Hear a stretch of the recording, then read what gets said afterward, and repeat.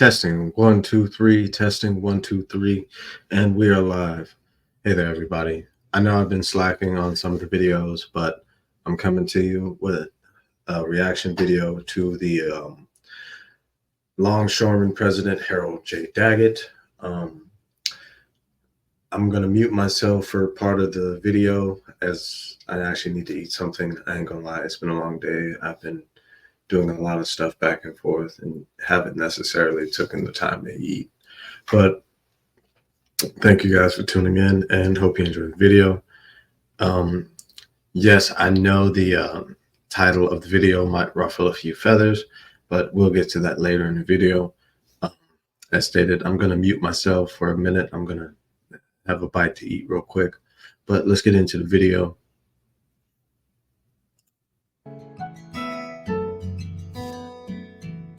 I find it fascinating. I believe you said you joined in 1967. Yes. You must have an incredibly unique perspective on how the industry changed in those years. You came on before containerization, and you were a young guy and in the family of this industry. How if you could do a 50,000-foot view of how you've seen it change, what is it to you? I can tell you it changed a lot. I can tell you back in the 60s, the first company that started containerization was Sealand. Two guys, two truck drivers, Malcolm McLean, Cecil Yeagers.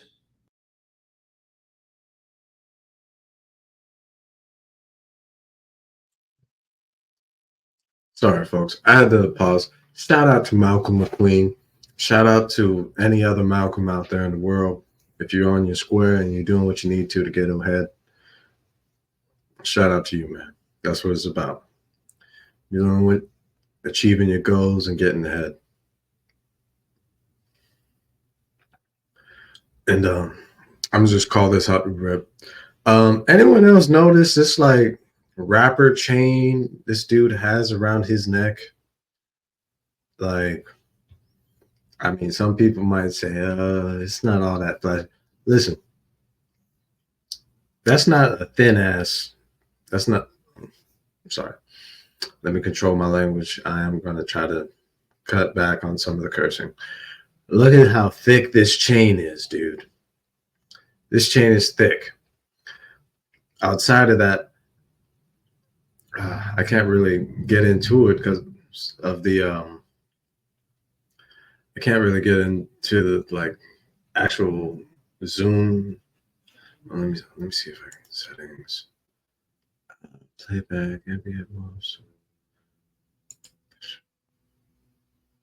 No, 720. I don't have a zoom feature. Damn, that's up. But yeah, just all down here. You can see the diamonds in the medallion he has. This is like a 1970s style medallion with diamonds inside of it. Now, I'm not Charlemagne. I do not have a diamond tester, but if those are real diamonds, you know, he's flexing. He's flexing. And you can hear his voice. He's got that, back in the 60s, me and my boys used to be in the bodegas. Like, he's got that heavy northerner accent, which, I mean, I'm going to just go ahead and give it to you. That's why I labeled the title of the video, The Longshoreman Mafia Goes on Strike. Because, I mean, I don't have concrete evidence, and I don't want to ruffle any feathers because I don't need people coming after me. But let's be real.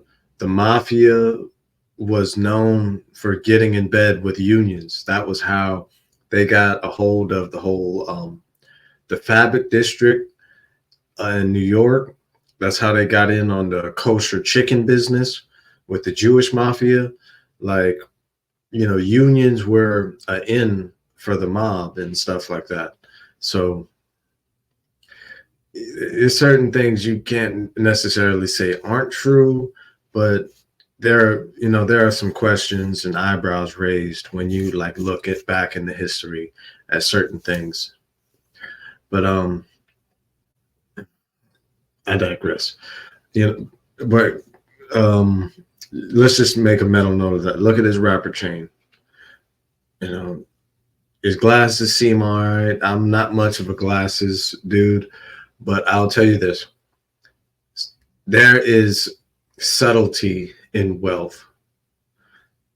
There was a video I watched one time of Drake, and he had on it was a thin chain, nothing too big, thick, and hulky or flashy. None of the stuff rappers usually wear. Just that one chain alone was like it was a full diamond encrusted gold chain. It was like 18,000. And in reference, it wasn't as thick as this guy's chain, and this is probably full gold. It was thinner than this guy's chain. Diamond necklace, 18,000. You could look at you could look it up on YouTube. I think the video is still there, but there's subtlety in wealth. So with these glasses, I don't know what type of glasses they are, but if you are a fan of glasses and you can recognize them, you probably know they are not cheap. Because I'm just looking at the gold on the framing, and that alone gives me, a reason to raise my eyebrow. Like, what's really going on with this guy's pockets? Now, you can probably go on the web and look them up. Other people have gave like, I wouldn't say investigation videos, but that's really what they are. Because apparently he makes six figures, like 700,000 or more a year. He has a yacht. He's a third generation longshoreman, so his family has been in the ranks for a while. I know a few people in the Longshoreman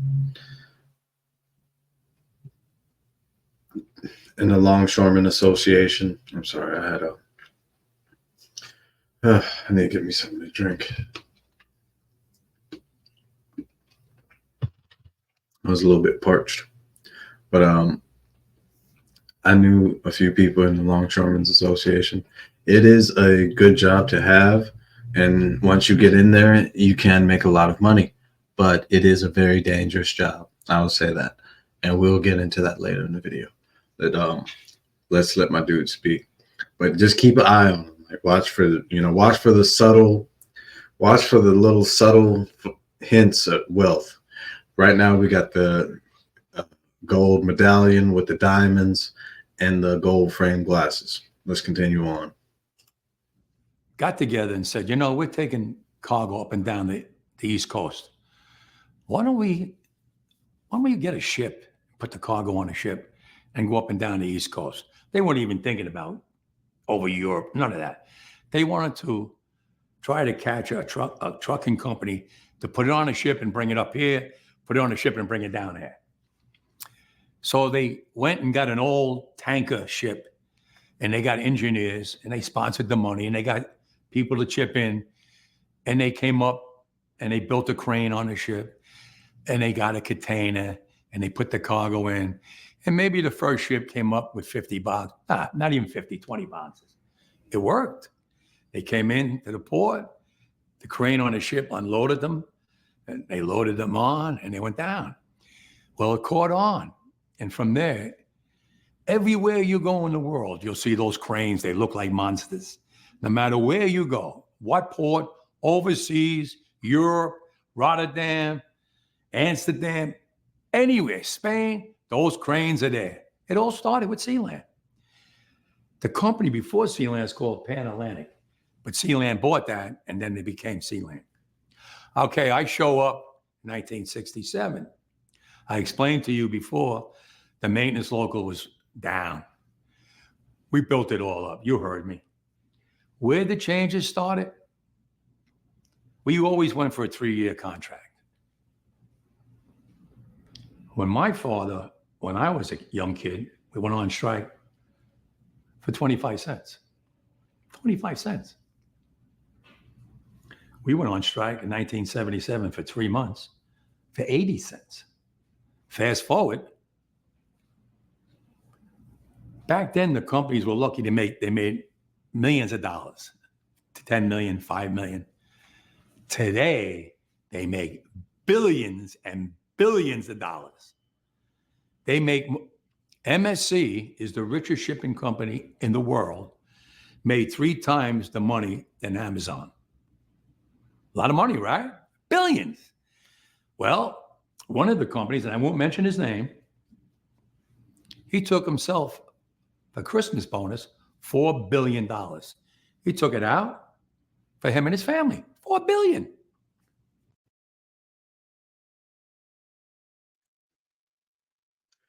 Okay. First off, I know it was weird to hear some of those wages, 25 cents, 80 cents. Listen, back then, 50s, 60s, 70s, money was worth a lot more. You could do a lot more with it. It was a different game back then. So he ain't lying. That's, those were real wages he was listing off. Those were not made up numbers. Now, what he just said about, the secret shipping company or whatever that just made 3 times more than Amazon, allegedly. Got to put in the allegedly. These big mega corporations do this stuff all the time. The top brass always get the bonuses. The bottom of the pole, we do not get bonuses like that. And when they do, it is always for the best performance. Now, similar to the top, but you notice how at the top, the bonuses get a lot more beefy, as they would say, like a burger. It's a lot more beefy.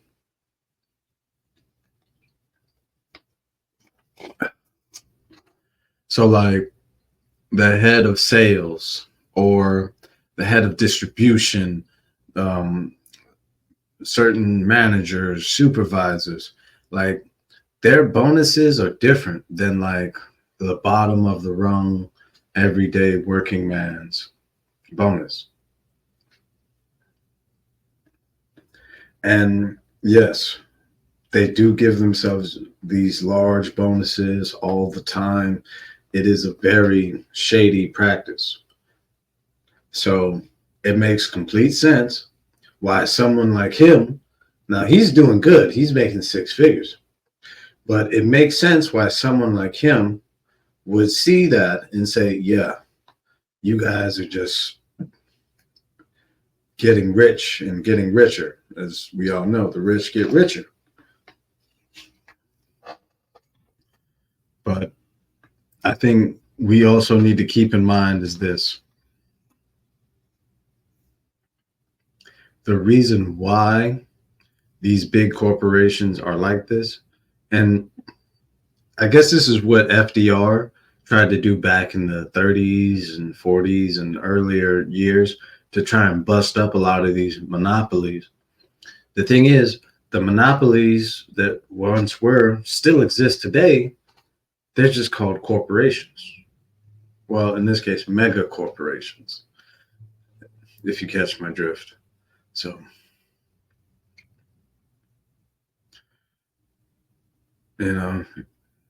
it's like, how would I put it? It's the evolution of greed and corruption in a way. Before, the monopolies were a way of being greedy because you would just buy out your competition. And now you were the sole competitor in this field by yourself. But now it has gone the way of the mega corporation. Depending on how many subsidiaries or show companies or how many contracts or how much actual revenue you can generate over the span of however long you want to map it. Once you rake in that money, there are a myriad of financial loopholes, ins and outs that allow you to hoard and save money, or and in some cases reward yourself with the profits of said money gained through, your business, or, on the backs of your workers. So let's get more into it. I'm starting to get a little too wordy and long-winded. A French company, I won't mention their name, they gave all their employees 50 months salary as a Christmas gift. Now, look at that money. They have so much money, they don't even know what to do with it. They know they're building up terminals. They want to go automation. They want more money now. Get rid of these men. We don't need them no more. It's a big change going on. I've been fighting automation for years. They destroyed LA. They put a fully automated terminal at the Merce line. 800 longshoremen lost their jobs. If it was up to them, they would like to see everybody lose their jobs. Let me tell you, it's not just in the longshore. They got ships in Europe that they're building. They got one now, runs on a battery, container ship. No crew. Somebody in an office building runs it. Goes out, goes in. They don't want anybody. They don't want to pay anybody. It's not only this union, it's in every union in every aspect. If they keep putting machinery to take our jobs, who's going to pay the income tax? Machines are not. Who's going to pay for the military, the roads? Everything runs by taxes. Take Easy Pass. The first time they come out with Easy Pass, one lane, and cars were going through and everybody's sitting in their car and go, what's that all about? I'm going to get one of them. Today, all those union jobs are gone and it's all Easy Pass. People don't realize it. Everybody's got 3 cars. Everybody got an Easy Pass on the window. And they go through like it's nothing. And they get billed in the mail. They didn't care about that union worker working in the booth. You go in a store today, it's self-checking. They don't need anybody to check out no more. Someone has to get into Congress and say, whoa, time out. Hold on. They don't need anybody to check out no more. Someone has to get into Congress and say, whoa. All right. I know I couldn't stop that on time, but what I was saying earlier, peep the subtle wealth. Gold rings on both hands, bracelet. I can't say that's a Rolex for sure, but I'm just going to assume that's a Rolex because there's no way you're walking around with, I don't know what's called, a Rolex Submariner. I'm not familiar with it. I know it's a dive watch. You can tell by the bezel and the just layout of the band. But yeah, he is definitely flexing on you subtly. Gold rings on both hands, gold bracelet, Rolex watch, wrapper chain with the diamonds in the medallion, and he's got a sleeve tattoo. So yeah, my man is definitely doing good. And I mean, he is hitting a few nerves. People are complaining about the automation, but he himself is going to get into a few things later in this that kind of punch holes in his specific argument in terms of the longshoremen. It was sad to see 800,000 people lose their jobs, but the terminal out there is working efficiently. This job is getting done. This is the end result of technology advancing.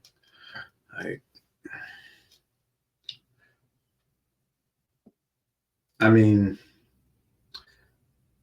if you make more money with less people, then the business thing to do is to, go automation, because you just have that one time, that initial cost at upfront. And then over time, the cost is less than actually employing someone. Now, the trade-off is with automation, you incur a maintenance cost because there has to be someone there able to maintain the equipment and keep certain systems running and operational. that is where other jobs come in. Where I would say this, if they're going to get into the whole automation thing, somehow like find a middle ground where the longshoremen and the these companies that build these automation devices, like automated cranes, trucks, and all that stuff, because I've seen how they operate them with the computers behind like certain desks and stuff like that. So integrate it to where the longshoremen are now in class for that, where you're teaching these older and younger longshoremen, because it's a mixed group of them, how to actually use this automated technology and how to service it. This is how we would, like, in the ideal world, this is how we would go about it. There's still going to be less jobs, yes, but certain jobs they won't be able to just outright cut. And we'll get into that a little bit more later. Let's finish the video. Time out. This world is going too fast for us. Machines got to stop. Yes, we're getting smart kids out of MIT and all these places. Yeah, they're all brilliant. But what good is it if you're going to put people out of work? Who's going to support their families? Machines? Machines don't have families. You got to draw the line. These companies that work in the maritime business come from overseas. Not one of them belongs to America. They want to come into America and build fully automated terminals and get rid of American jobs. Good paying jobs that support families with medical, pensions, annuities, and pay taxes. They want to get rid of them. Where's the president of the United States? He's not fighting for us. He told in LA, he told the union, hurry up and get a contract. That's the mentality they have. They don't even know what the hell they're doing today. Well, I know what I'm doing. I'm going to save everybody's job when it comes to the ILA and to all the unions around the world, because we're going to fight with that alliance. I'll shut them down throughout the world to prove that we can beat them. So, yes, your answer is we came a long way. We came along so advanced that technology is mind-boggling. We never had cameras on the piers. They got a camera in every pole. They got cameras they want to put in the trucks to watch the driver driving. What is this, Big Brother? I'm against all that.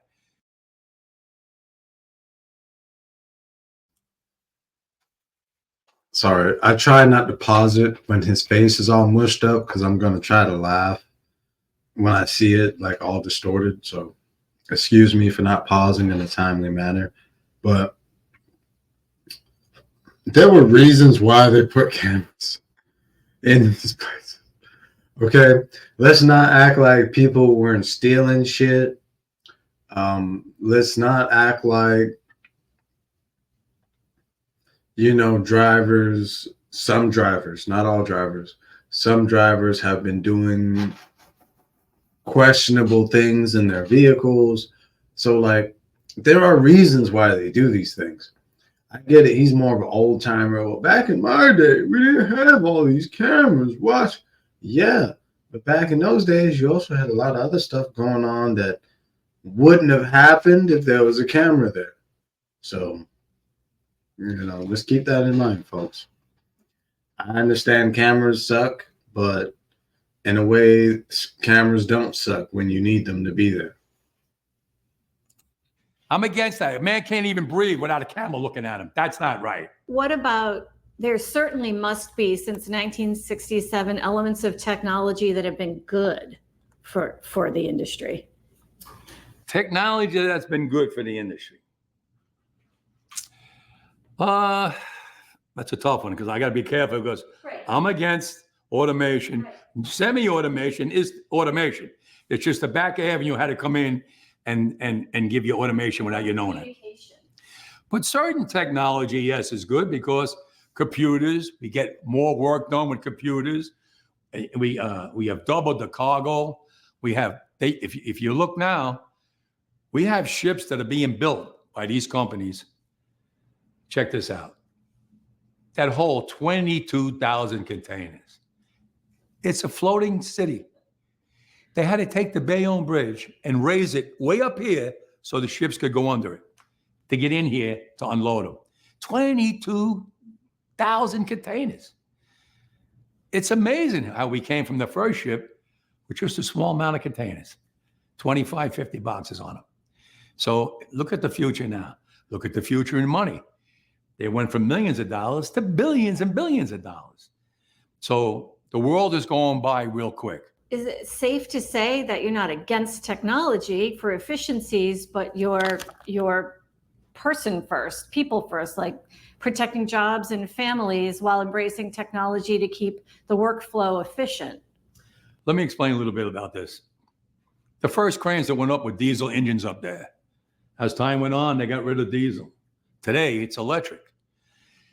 The jobs on the waterfront are very dangerous. Just 2 years ago, one of my mechanics fell into the electric and he was fried to death. Wife, 4 kids. Happens all the time on the piers. People getting killed. There was a woman checker. She was checking the boxes when a guy had a high-low with 2 stacks of steel. He should have been riding in reverse. He was looking through the bundles, knocked her down. He didn't even see her, dragged her under the high-low in front of her son, ripped her apart and killed her. It happens. It happens down here all the time. I had 2 guys killed right in front of me. It happens. We have a group in our local 1804 dead called the Lashes, the most dangerous job on the waterfront. When they put the containers on top of the hatch covers, all the way up high, you see them in the container ship, they got to be all lashed down in case the storm and the seas are real rough. The ship is doing this and this. If they're not lashed down right, those containers are going to go over into the ocean and sink. Millions of dollars of cargo sunk. So what? My men got to go out there. It's 0 degrees. There's ice on top of the container. It's freezing with metal bars and hooks, safety lines on them, way up high. And they got to put them down tight, get up on the box, slide on the ice up on top. Completely dangerous. That's in the north. In the south, it could be 95, 105 degrees. Soaking wet down there. They got a guy that goes around, they call him the water boy, giving water to the men so they don't dehydrate. Or the ones that work in the hull of the ship, they get water. It's different elements. You have us here in the north, Canada. You have from Virginia down all the way to Houston. Hot. Florida, everything's hot. Different elements. Dangerous job. We've had 17 people killed in the last 3 years. That's 17 people that didn't come home. We just had a kid killed in Houston. Young kid, a big roll of paper, weighed a ton, rolled off on top of him, killed him. That's why I fight. I fight for jurisdiction. I fight for safety. I fight for these to be compensated with good salaries. These.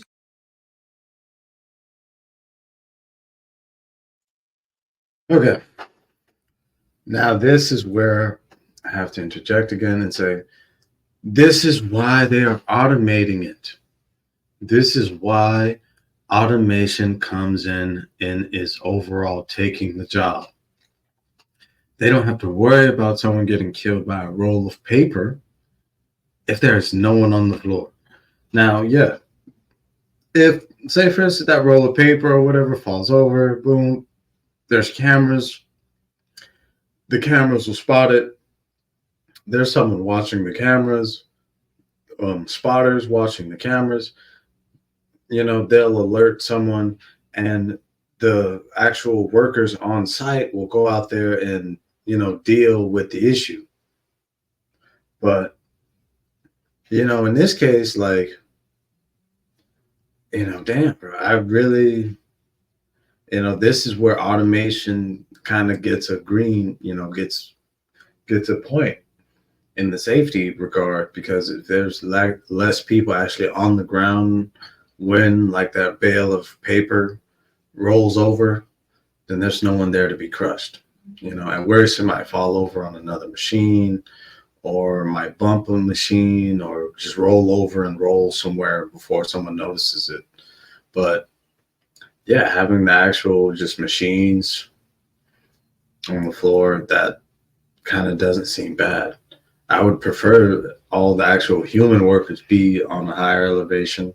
It's just watching the process go and maintaining the process, either by maintaining the equipment or controlling the process. Let's finish up. Companies are making billions of dollars. They should take us along. We brought them to where they are. Now they want to get rid of us? That's not fair. Not fair at all. And this union's been around close to 200 years.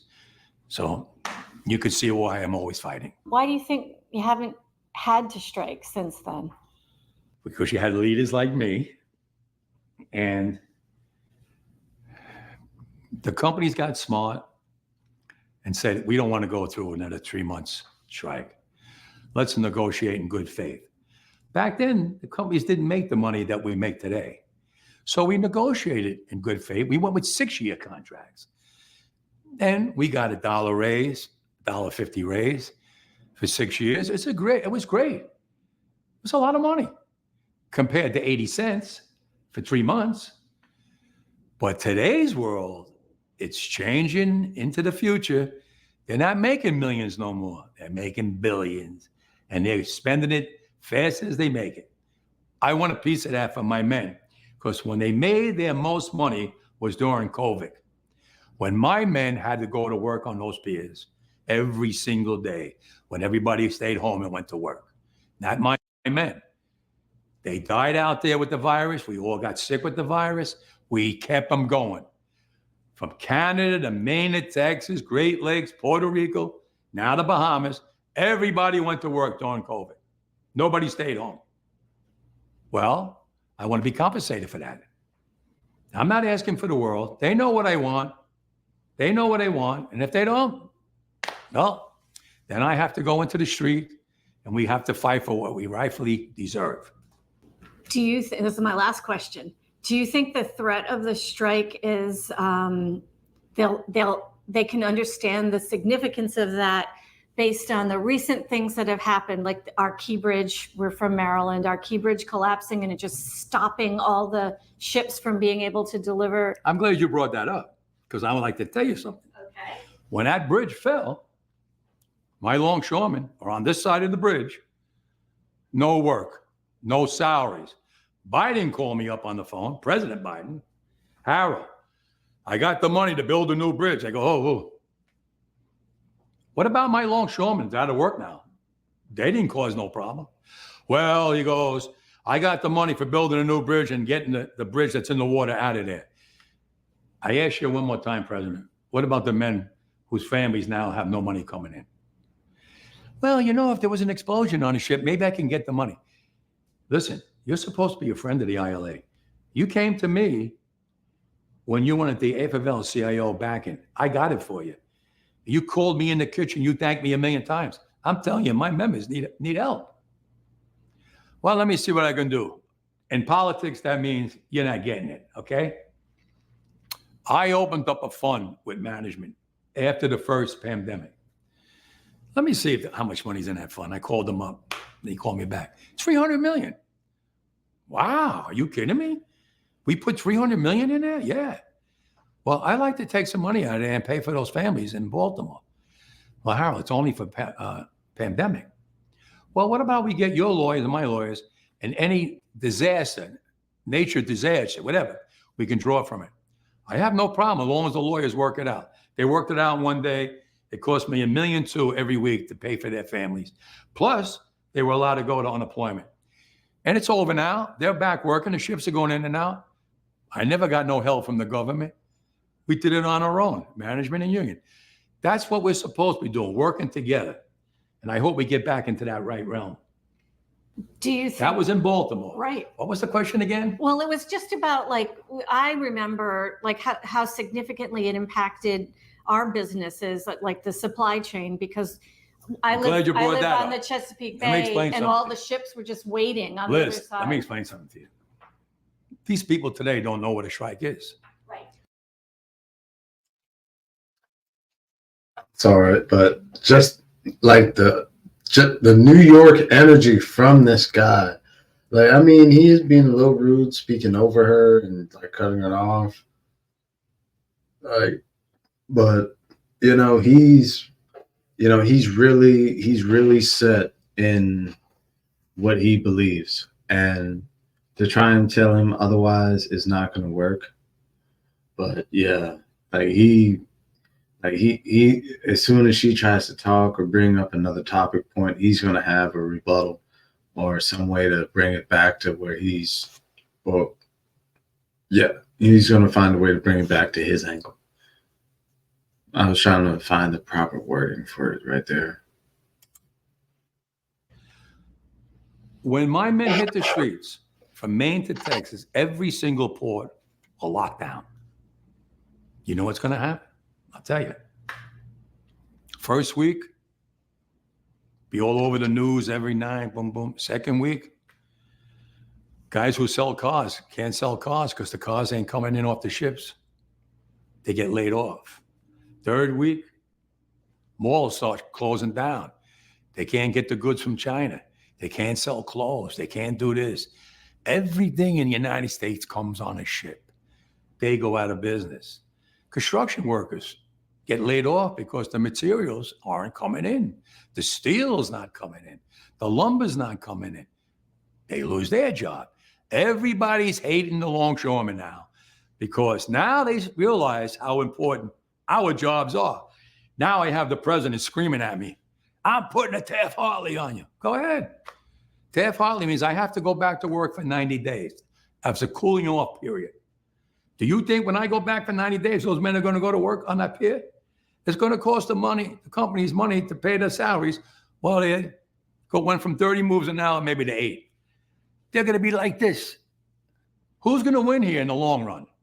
You're better off sitting down and let's get a contract and let's move on with this world. In today's world, I'll cripple you. I will cripple you, and you have no idea what that means. He got gangster. I'll cripple you. Yeah, he got gangster. Big gangster. But yeah, folks, that was well, nobody does.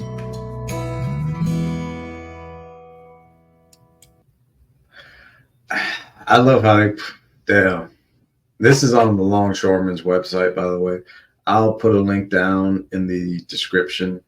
But yeah, he got gangster. I'll cripple you. He got gangster. I know I was grocery shopping earlier, excuse my language again. I know when I was shopping earlier, the shelves were already like, somebody started jumping on paper towels and toilet paper immediately. Like, it was crazy. People already started to overreact. Me, I'm good personally. I already stocked up on meats and groceries. It wasn't too bad. So, hey.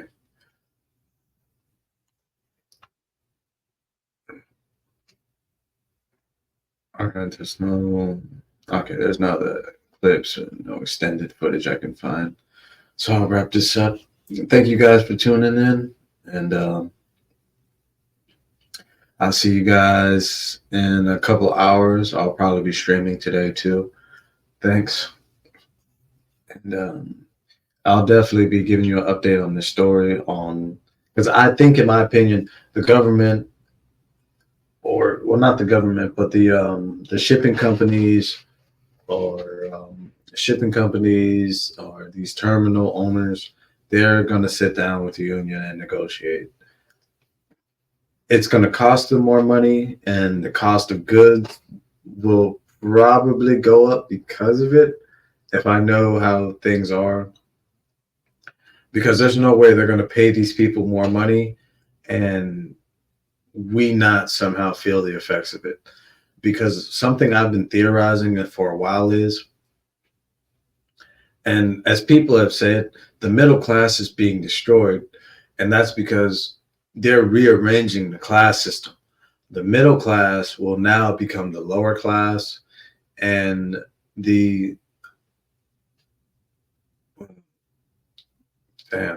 that's kind of weird, because there's technically more to the middle class. There's like lower middle class, middle class, but I'll just summarize it up. The middle class will become the lower class. The upper class will now become the middle class, and the very top of the upper class will remain in power as they grow. the upper class that becomes the middle class, they will either just fall into that middle class category or increase their wealth to join that upper echelon of wealth. That's my theory. And there's another video coming out to help, expand on that. But stay tuned, guys. There's more content coming. I appreciate y'all for staying and rocking out with me. Y'all have a good day.